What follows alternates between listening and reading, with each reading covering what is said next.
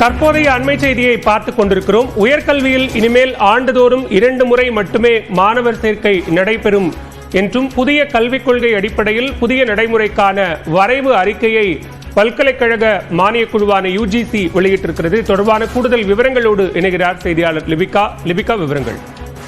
பாலவேல், புதிய விதிமுறைப்படி இனி ஆண்டிற்கு 2 முறை மாணவர் சேர்க்கையானது இளநிலை மற்றும் முதுகலை வகுப்புகளில் மேற்கொள்ளப்படும் எனவும், அதன் ஜூலை ஆகஸ்ட் மாதங்களிலும் ஜனவரி மற்றும் பிப்ரவரி மாதங்களிலும் மாணவர்கள் சேர்க்கையானது மேற்கொள்ளப்படும் என தற்போது வரைவு அறிக்கையானது தெரிவிக்கப்பட்டிருக்கின்றது.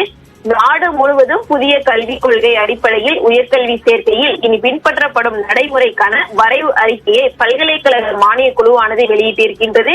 அதன் அடிப்படையில இனி முதல் நாடு முழுவதும் உள்ள பல்கலைக்கழகங்கள் மற்றும் கல்லூரிகள் இந்த முறையை பின்பற்றப்பட வேண்டும் என அறிவுறுத்தப்பட்டிருக்கின்றார்கள்.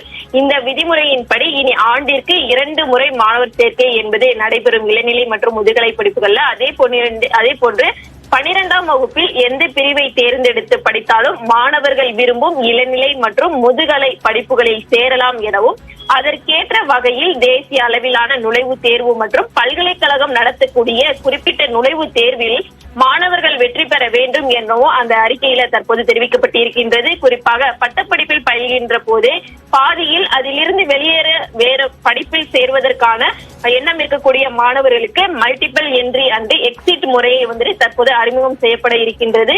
அதே போன்று இளநிலை படிப்புகளை 3 அல்லது 4 ஆண்டுகளில் முடிக்கக்கூடிய வகையிலும், முதுகலை படிப்புகளை 2 அல்லது ஓராண்டுகள்ல முடிப்பதற்கான இந்த அறிக்கையும் என்பது தற்போது கொடுக்கப்பட்டிருக்கின்றது. இதன் அடிப்படையில் இனி வரக்கூடிய காலங்கள்ல ஒரு ஆண்டிற்கு 2 முறை என்பது மாணவர் சேர்க்கை என்பது நடைபெறும் என தற்போது பல்கலைக்கழக மானியக் குழு ஒரு அறிக்கையை வெளியிட்டிருக்கிறது. பாலவேல், விவரங்களுக்கு நன்றி லிபிகா.